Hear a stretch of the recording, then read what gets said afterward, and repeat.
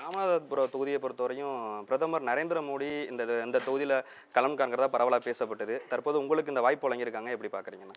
கடந்த 2 ஆண்டுகளாக மாண்புமிகு பாரத பிரதமர் அவர்கள் தான் இந்த தொகுதியில் இருப்பதாக இருந்தது.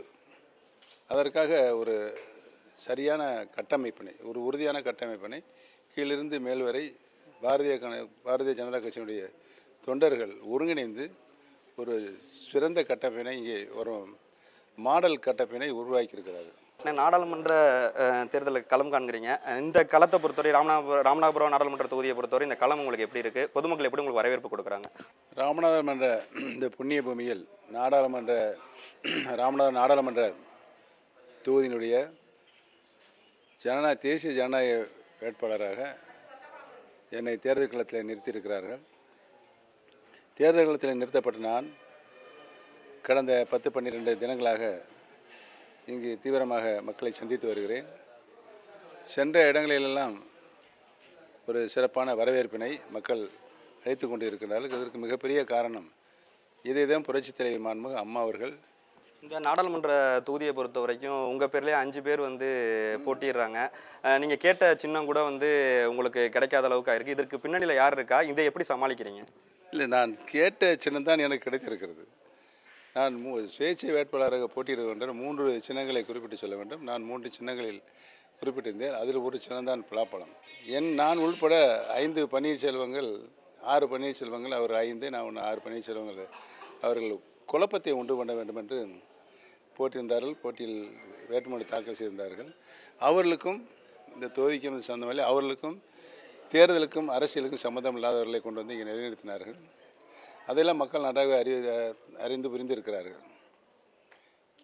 ஒரு சின்னத்தை 2 வேட்பாளர்களோ அதற்கு மேற்பட்ட வேட்பாளர்களோ கேட்டால் குழுக்கள் போட்டுத்தான் கொடுப்பார்கள். அந்த குழுக்களில் தான் எனக்கு இந்த பலாப்பழ சின்னம் கேட்டிருந்தேன். நான் பலாப்பழ சின்னத்தை கேட்டிருந்தேன். இந்த சின்னம் பொதுமக்கள்கிட்ட பரவலாக போய் சேர்த்துட்டிங்களா? அடுத்த செகண்டே போயிடுச்சு. இப்போ சோசியல் மீடியா, செல்லு எல்லாம் இருக்குது.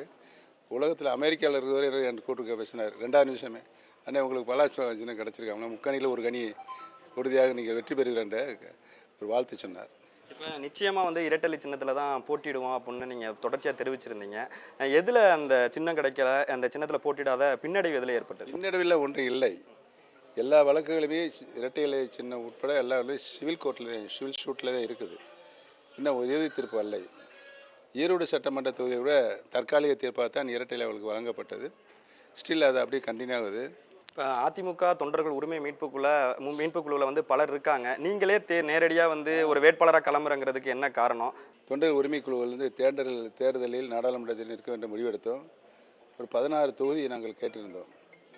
ஒரு கலந்து பேசுகின்ற ஒரு சூழ்நிலை சந்தர்ப்பங்களை பார்க்கும்பொழுது தொண்டர்கள் இந்த களத்தில் இந்த தேர்தலை நிறுத்தினால் அவர்கள் பொருளாதார நிலை ரொம்ப சிரமம் இருக்கின்ற ஒரு சூழல் இருக்கிறது. அதனால் நானே களத்தில் நிற்கின்றேன் என்ற முடிவெடுத்தேன். அதனால் இருக்கின்றேன். இந்த அதிமுகவோட கட்சி பேரை பயன்படுத்தக்கூடாது, கொடியை பயன்படுத்தக்கூடாது, வேஷ்டி கூட அணியக்கூடாதுங்கிற நிலையை நீங்கள் அதை எப்படி பார்க்குறீங்க? இவ்வளோ நாள் அதிமுகவிலே பயணம் செஞ்சு வந்தவர் தொண்டர்களுக்காகத்தான் விதிகளையும் உருவாக்கினார். அதிமுகவுடைய விதிகளை புரட்சித் தலைவரும் புரட்சித் தலைவி மாண்புமிகு அம்மா அவர்களும் 50 ஆண்டு காலம் கட்டி காப்பாற்றினார்கள். தொண்டர்களுக்கு உச்சபட்ச பதவியை முடிவு செய்யணும்னு சொல்லி இந்த விதியை கொண்டு வந்தார்கள். அந்த விதியை பழனிசாமி காலில் போட்டு மிதித்திருக்கிறார். அவருக்கு எப்படி கட்சியுடைய விசுவாசமாக அவர் எண்ண முடியும்? இந்த தேர்தல் களத்தை பொறுத்த வரைக்கும் திமுக கூட்டணிக்கும் அதிமுகவுக்கு தான் நேரடி போட்டி நிலவுதுன்னு சொல்லி தொடர்ச்சி எடப்பாடி பழனிசாமி சொல்லிட்டு இருக்காரு. அவர் போல அதிமுக சொல்றாங்க. இதை எப்படி பார்க்குறீங்க? பழனிசாமி தேர்தல் சீன்ல இல்லை.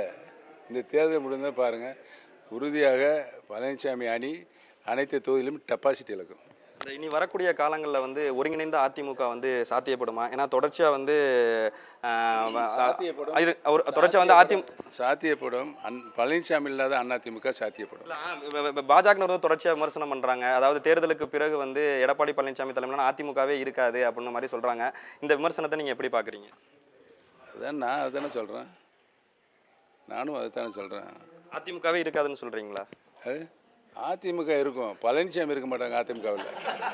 தனக்கு பிறகும் 100 ஆண்டுகள் அதிமுக இருக்கும் அப்படின்னு சொல்லி மறைந்த முன்னாள் முதலமைச்சர் ஜெயலலிதா சொல்லியிருந்தாங்க. பல 100 ஆண்டுகளாக அதிமுக இருக்கும், மக்கள் பணி செய்யும். ஆனால் இன்றைக்கு சர்வாதிகாரியாக இருக்கின்ற அந்த பழனிசாமி அதிமுகவில் இருக்க மாட்டார். உடனுக்குடன் செய்திகளை தெரிந்து கொள்ள சன் நியூஸ் பெல் ஐகானை கிளிக் பண்ணுங்க.